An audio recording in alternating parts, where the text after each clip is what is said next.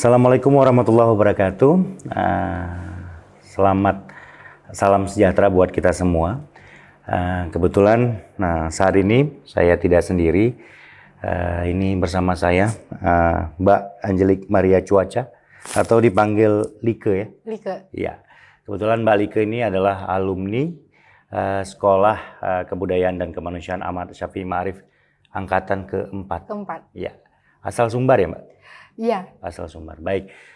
Kita masih bicara soal tema besar Muktamar Pendidikan yang kemarin juga kita ngebahas Islam, kebinekaan dan keadilan sosial. Sejauh mana nih Mbak Like mengenal seorang Buya Syafi'i Ma'arif? Saya mengenal Buya itu 3 tahun yang lalu. Tidak bertemu secara langsung, tapi memang dikenalkan oleh beberapa orang yang pada saat itu memang ke Padang gitu. Waktu itu Ma'arif Institute ke Padang, dan di situ saya baru tahu ada ternyata seorang sosok, dia merupakan tokoh bangsa dan dia bicara soal keberagaman di tengah Sumatera Barat yang pada saat itu sedang carut marut terkait persoalan identitas. Bertemu langsung saat itu?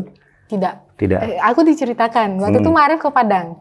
Waktu itu Mas Pipit sama ketemu Mas Pipit, di situ aku baru tahu gitu soal Ma'arif Institute gitu. Nggak lama setelah itu SKK ya. Sebelum itu SKK gitu. Jadi saya betul-betul mengenal lebih dekat itu tuh ya pas waktu itu gitu. Dan penasaran gitu, kok ada tokoh yang kayak gitu ya untuk Sumbar hari ini gitu. Karena saya melihat bahwa pasca reformasi orang-orang yang berpikiran terbuka di Sumatera Barat itu semakin sedikit gitu, apalagi residu dari politik identitas pada masa pemilu, pilkada, itu membuat kondisi semakin buruk gitu. Jadi ketika melihat ada seorang sosok seperti Buya, ya saya berpikir sebenarnya saya harus mengetahui tentang beliau gitu. Nah, selama sampai hari ini saya kan juga aktif di isu kebebasan berkeyakinan beragama, dan saya selalu menemukan statement-statement beliau di kasus-kasus yang memang kami advokasi bersama jaringan gitu. Jadi kalau dibilang bertemu, saya belum pernah bertemu gitu. Tapi yang membuat saya akhirnya tertarik ya karena gagasannya dan sikap. Nah, Mbak Like sebagai minoritas nih, saya ingin bertanya kira-kira di minoritas ataupun di kalangan Mbak Like sendiri, sejauh mana mereka sendiri mengenal Buya dan pemikiran Buya Syafi'i Ma'arif? Apalagi tadi Mbak Like juga sempat menyebutkan bahwa 3 tahun yang lalu mengenal Buya lewat teman-teman Ma'arif, tapi tentunya tidak berhenti di situ saja kan, pasti itu juga tersebar ke teman-teman baik itu yang mayoritas maupun yang minoritas. Sejauh mana teman-teman di Sumbar sendiri ya mengenal Buya secara umum? Pemikiran Buya itu tidak populer di Sumbar. Kalaupun banyak yang membicarakannya itu seringkali di kalangan elit gitu. Kelompok elit minoritas pasti kenal Buya Syafi'i, tapi kalau kita bicara seluruh warga yang ada di Sumbar dan mereka minoritas itu tidak mengenal gitu. Sehingga itu yang membuat akhirnya teman-teman minoritas ini semakin insecure di tengah kondisi penolakan yang semakin masif gitu kan. Sehingga memang salah satu yang kemudian kami lakukan bersama kawan-kawan di Padang, bahwa kita harus mengenalkan sosok ini ke teman-teman minoritas maupun ke mayoritas, bahwa ada seorang tokoh yang bisa kita jadikan panutan dan kita teladani gitu. Di tengah hari ini Sumatera Barat kehilangan teladan, terutama untuk isu-isu kebinekaan dan kebangsaan gitu. Apa rencana Mbak Like untuk, apalagi ini kan baru selesai nih dari SKK 4 yang nantinya sepeninggal Buya pemikiran-pemikiran ini akan terus terawat? Kalau di Padang, saya kan bersama teman-teman itu menggagas komunitas yang namanya Pelita Padang. Itu organisasi yang bergerak untuk isu-isu keberagaman dan perdamaian. Memang dalam waktu 2 tahun ini kita sering mendiskusikan soal Buya. Karena kita yakin bahwa orang hebat dengan gagasan yang luar biasa tentang keindonesiaan, apalagi asal Sumatera Barat, kita harus mempopulerkannya Kalau kita tidak mempopulerkannya, gitu, maka dia akan hilang dan dilupakan. Sedangkan ini betul-betul penyejuk gitu ya di tengah kondisi Sumbar yang sangat panas hari ini gitu. Sudah daerahnya panas, kondisinya panas. Nah, Buya ini menjadi selain suluh, dia menjadi bagi kami itu telaga gitu. Nah, beberapa kali kita ngadakan diskusi. Tahun lalu itu kita diskusi bedah buku soal buku Ibu Kemanusiaan, itu 32 orang perempuan se-Indonesia menulis tentang Buya Syafi'i. Lalu kita mendiskusikan lagi tentang dia gitu. Dan sampai ketika dia meninggal pun, sehari dia meninggal, besoknya kita langsung buat doa bersama mengenang sikap hidup dan pemikiran-pemikiran dia gitu. Dan itu berlanjut di Padang. Nah, itu sih yang kira-kira yang kami lakukan gitu. Nah, harapannya habis SKK 4 ini kita betul-betul berharap supaya bersama kawan-kawan jaringan, kawan-kawan alumni dan kawan-kawan Aris Institute, kita bisa melakukan banyak aktivitas di Sumatera Barat gitu. Terutama bagaimana kita harus terus mempopulerkan gagasannya Buya. Karena Buya yang saya tahu selama ini dengan sepemahaman saya yang terbatas, Buya bukanlah orang yang suka dikultuskan. Jadi saya pikir Buya bukanlah orang yang suka dikenal karena identitas dia dengan banyak titel, tapi bagaimana menghidupkan gagasan itu. Dan saya datang ke SKK 4 ini dengan harapan besar sebetulnya. Gitu. Artinya kita tidak ingin memberhalakan Buya, tapi kita ingin merawat semangat dan pemikiran Buya. Apalagi kita sadar betul hari ini sepeninggal Buya ada begitu banyak tugas besar ya, apalagi alumni SKK 4 sebagai anak ideologisnya Buya punya PR yang tentunya tidak sedikit untuk terus mensiarkan, menjadi muazin-muazin bangsa ya. Setidaknya apa yang pernah dilakukan oleh Buya, kita berharap kita bisa meneruskan dan memberikan semangat positif, khususnya seperti Sumbar yang sering disebut daerah yang konservatif. Ya. Nah, kira-kira kalau menurut Like sendiri, apa hal yang paling mendasari Like dari awal memang harus ikut acara SKK 4 ini? Karena kan selain 3 tahun yang lalu juga sudah mengenal Buya, tapi ini juga dibuka sekolah ini. Apa yang paling membuat Like harus dan semangat sehingga saat itu memang pingin ngambil dan akhirnya ya rezekinya juga jadi masuk di sekolah SKK 4 ini? Gitu.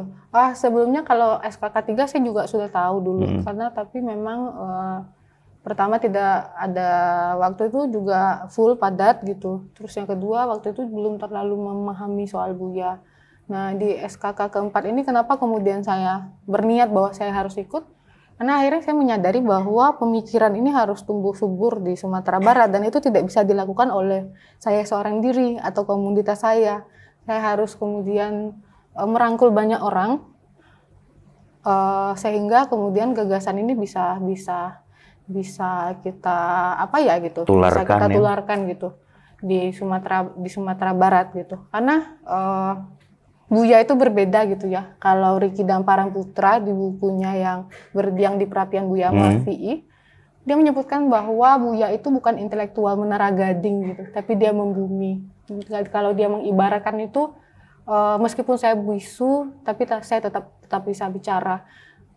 Itu yang kemudian menjadi semangat saya untuk ke SKK 4, sehingga sebenarnya di Sumatera Barat anak-anak muda intelektualnya secara gagasan oke, tapi secara keberanian seperti Buya yang berani turun dari Menara Gading itu masih kurang. Sehingga pasca SKK 4 nih berharap gitu dengan barisan yang semakin banyak kita bisa memaksa semua anak muda intelektual itu harus turun gitu menyelesaikan ini, karena itu nggak bisa selesai dengan pertarungan gagasan. Secara gagasan, artinya kalau saya petik bahasanya Like, sudah tertular lah semangat pemikiran Buya itu ke anak-anak muda khususnya di Padang. Tapi bagaimana itu terwujud dan bisa sejalan dengan praktik? Kira-kira dari Like sendiri setelah SKK ini, apa yang paling penting yang harus dimiliki agar tidak hanya berhenti di gagasan, tapi juga actionnya juga lebih besar lagi. Bicara tentang advokasi tentang keberagaman ya, kalau di Sumatera Barat itu membutuhkan nafas panjang dan itu harus dilakukan secara konsisten dan kontinu gitu. Ya, ilmu ini akan sia-sia kalau sehabis pulang ke Padang tidak melakukan apa-apa. Maka setelah pulang ya kita akan tetap melakukan kegiatan-kegiatan yang untuk terus membumikan pemikirannya Buya dan nilai-nilai yang Buya yakini. Apa hal yang paling sering menjadi kendala dalam hal advokasi selama ini bagi teman-teman minoritas yang kiranya setelah SKK ini bisa diambil sehingga itu menjadi anggaplah sebagai bahan baku yang nantinya bisa memberi kekuatan teman-teman minoritas untuk mengadvokasi sehingga akan berjalan dengan baik? Keberadaan saya di SKK 4 itu menjadi kartu untuk mendorong orang-orang yang selama ini sepakat dengan Buya tapi tidak berani untuk berbicara. Jadi terakhir kami pernah bedah buku tentang Bang Riki Dampara Putra. Nah itu dari refleksi kami bersama bahwa kita kesal juga. Kawan-kawan ini memahami Buya, tapi tidak ada satupun yang berani turun ketika ada persoalan. Akhirnya kita kemudian buat statement, buat caption waktu itu, mengagumi tanpa meneladani gitu. Kalau kamu mengagumi Buya tapi kalau kamu mengagumi tapi kamu tidak meneladani sikap hidupnya Buya, it's nothing. Apa yang menjadi kendala selama ini sehingga teman-teman itu masih ada rasa ketakutan? Apalagi kalau saya ingat bahasanya Like, mereka mengagumi, berarti kan ada kecintaan. Harusnya kalau orang cinta, orang mengagumi, kayaknya bisa lakukan apa saja. Apa yang selama ini masih jadi kendala di teman-teman di Padang atau di Sumbar ataupun teman-teman minoritas sehingga masih terus menjadi kendala dalam hal khususnya mengadvokasi tadi? Kalau di Sumatera Barat sendiri ya kendalanya itu ya tidak semua orang yang mau keluar dari zona nyaman seperti yang dilakukan Buya gitu. Buya bisa dikatakan di Sumatera Barat dia punya privilege, dia laki-laki ya meskipun hari ini menggadang-gadangkan tentang perempuan ya, tapi memang ada sebuah pendiskusian khusus tentang pergeseran posisi perempuan pasca Orde Baru gara-gara ibuisme. Tapi itu persoalan lain. Tapi memang hari ini menjadi laki-laki di Sumatera Barat itu privilege, apalagi dia suku yang etnis yang besar, agama mayoritas, dan dari keluarga datu gitu. Dengan kenyamanan Buya itu dia berada di posisi ya, dia siap untuk merelakan itu. Dan itu yang banyak tidak ditemukan ke kawan-kawan yang hari ini berada di posisi mayoritas. Nah, bagi kawan-kawan minoritas, menjadi minoritas itu bukanlah hal yang gampang ya, gitu. Tapi bukannya minoritas itu spesial? Spesial. Spesial karena mungkin secara jumlah dia sedikit mencolok. Tapi sebagai warga negara, dia punya hak yang sama. Nah, itu dia. Gitu. Tapi karena persoalan intoleransi, penolakan, itu kan traumatik ya, gitu. Bagaimana kemudian ini akan menjadi gerakan bersama gitu, sedangkan yang kawan-kawan mayoritas tidak mau keluar dari zona nyaman dan kawan-kawan yang minoritas juga tidak mau menyembuhkan traumanya gitu. Dan kupikir ini soal kesalingan, karena nggak bisa juga gitu kalau misalnya yang mayoritasnya sadar, yang minoritasnya juga tidak mau maju, karena menurut saya dan kawan-kawan kami di Pelita Padang, kami percaya bahwa persoalan itu harus dikerjakan bareng-bareng. Pelita Padang itu diisi oleh teman-teman minoritas saja atau beragam? Beragam. Kita menyebutnya itu sebagai rumah bersama. Jadi ketika ada yang masuk ke Pelita itu kita ada proses seleksi gitu. Bagaimana pandanganmu soal Syiah, soal Bahai, soal Ahmadiyah? Lalu kita sering ke tempat ibadah mengucapkan selamat hari raya. Apakah kamu setuju tentang pelarangan tempat ibadah di seluruh daerah Indonesia, bagaimana tanggapanmu? Nah, ketika mereka setuju ya mereka bergabung dalam komunitas itu. Akhirnya di dalam komunitas itu ruang perjumpaan ada, saling mengklarifikasi, bahkan traumatik itu bisa disembuhkan di situ. Maka kita menamakan rumah bersama. Nah, begitulah kira-kira. Baik, artinya keberadaan Buya selalu menjadi oase, ya, menjadi harapan. Meski hari ini Buya telah tiada, artinya semangat-semangat kebinekaan, semangat-semangat untuk mewujudkan keadilan sosial harus terus terwujud, terutama seperti cerita Like tadi di Sumatera Barat. Apalagi ada kesan yang timbul di beberapa daerah termasuk di Sumatera Barat menjadi daerah yang dianggap konservatif. Padahal tugas kita bersama ya, kalau kata Lika tadi, untuk memperbaiki ini. Artinya tidak ada istilah berhenti dengan merawat pemikiran Buya, dengan semangat-semangat Buya untuk terus kita siarkan. Nah, apa harapan yang ingin disampaikan nih sebagai seorang perempuan iya juga, sebagai seorang minoritas, tapi dengan semangat dan pemikiran Buya. Apalagi kita paham betul Buya adalah sosok yang kita rasa, ya mungkin saya rasa Lika yakin tadi beberapa kali menyebutkan tokoh yang tidak sembarangan. Mungkin banyak tokoh di Indonesia nih, tapi tokoh yang berani bersuara, tokoh yang membumi, ya Buya Syafiee Ma'arif. Pertama-tama ketika melihat sosok Buya, pemikiran dan keterpihakannya, saya sebagai orang yang berasal dari kelompok minoritas di Sumbar, merasa dibela gitu. Ketika kita ngerasa kita ditolak karena identitas yang tidak bisa kita ubah dalam hidup, kemudian kita susah untuk mengakses apapun gitu, padahal kita sama-sama manusia, dan itu sangat menyakitkan. Tapi kehadiran Buya itu memberikan semangat bahwa setiap manusia itu harus diperlakukan setara dan semartabat, tidak boleh dilakukan berbeda gitu. Harapan saya ya supaya gagasan Buya ini terus hidup gitu. Buya membuat saya berubah pikiran tentang wajah Islam di Indonesia yang seharusnya gitu. Karena ya saya menemukan keislaman Buya itu ya memancarkan rahmatan lil alamin gitu, memberi kesejukan, bahwa cita-cita seperti itu yang Buya ingin munculkan gitu. Sehingga saya melihat bahwa ya itu akhirnya membuat saya juga tidak serta-merta ketika misalnya saya mengalami diskriminasi, kemudian Islam yang bersalah. Tapi Buya membuat saya berpikir lebih objektif bahwa ya sebenarnya ini persoalan kita krisis persatuan gitu, kita krisis identitas kebangsaan gitu. Dan Buya pun juga sempat menyampaikan bahwa kecintaan dia terhadap Indonesia, terhadap Pancasila adalah wujud kecintaannya terhadap keislaman dia gitu. Dia seorang yang agamis dan dia mewujudkan itu dengan kecintaan dia terhadap sesama, terhadap kemanusiaan, dan dia membingkai itu dengan sangat indah, ditunjukkan dalam laku, dan itu sampai dia meninggal gitu. Dan ini harapannya ya, ini harus terus kita gagasannya harus terus kita hidupkan gitu. Karena ketika dia sempat dilupakan orang, maka tidak ada lagi yang meneladani sosok-sosok yang sangat bijaksana menurut saya gitu. Dan ya seorang negarawan gitu. Harapannya ke depan makin banyak negarawan-negarawan, dan berharap semua kawan-kawan SKK ini akan menjadi negarawan-negarawan. Ya kalau kata Bang siapa? Kata Bang Ghazali, Ma'arif muda.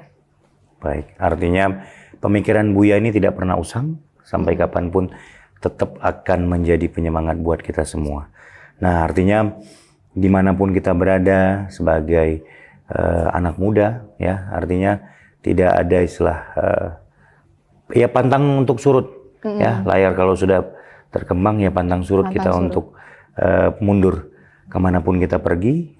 Prinsip-prinsip kebinekaan, menghargai orang lain, artinya semua manusia itu punya hak yang sama, tidak dibedakan oleh suku, ras, agama, atau apapun. Jadi sungguh indah kita meneladani Buya dengan pemikirannya. Meski Buya telah pergi, tapi kita rasa tidak ada yang hilang dari Buya. Hanya mungkin jasadnya yang pergi, tapi pemikirannya, semangatnya, ide-idenya, cita-citanya bisa kita teruskan sampai kapanpun. Artinya cukup menarik pembicaraan kita hari ini. Saya terima kasih banyak buat Lika untuk obrolan yang saya rasa saya merasa malu hati untuk katakan tidak bersemangat kalau mendengar Buya telah pergi. Ada rasa kesedihan yang pastinya timbul dari kita. Tapi mengingat obrolan kita malam hari ini atau hari ini, saya rasa sungguh malu kalau kita tidak memperjuangkan kembali apa yang sudah pernah Buya perjuangkan. dengan susah payah, dengan semangat yang luar biasa. Artinya dengan semangat yang kita miliki hari ini, tidak ada alasan untuk kita mundur. Sebagai anak ideologis, sebagai masyarakat Indonesia, merawat Indonesia dengan kebinekaan dan keadilan sosial. Kalau kita bicara apa? Sila kelima itu sudah yatim piatu, tidak. Artinya kita harus wujudkan sila kelima itu akan terwujud di tangan kita semua, anak-anak Indonesia. Mau kemana habis nih? Aku mau ngopi. Mau ngopi? Berarti kita Kita bareng? keluar. Oke. Boleh. Tapi aku nggak bawa dompet. Tenang, aku ada. Atau kita ke ATM dulu, aku Jangan. ambil duit. Loh, sekarang kan nggak model ngambil lagi, kan udah ada Postpay. Postpay itu apa sih, Bang? Postpay itu dompet digital. Jadi kita nggak perlu bawa uang cash, tinggal pakai QRIS, tinggal bayar. Bisa. Bisa, Tapi aku nggak ada Postpay. aman. Nanti tinggal aku ajarin, tinggal download, langsung tinggal kita isi. Atau sekarang pakai Postpay Bang dulu ya, Boleh. tapi traktir ya. Oke, Oke, aman. yuk. Baik. Oke. Oke, terima kasih buat Like. Terima kasih juga buat semua. Saya Iqbal Suliansyah sama Like. Like. Kami pamit undur diri. Dan kita mau ngopi. Oke. Assalamualaikum warahmatullahi wabarakatuh. Bye-bye.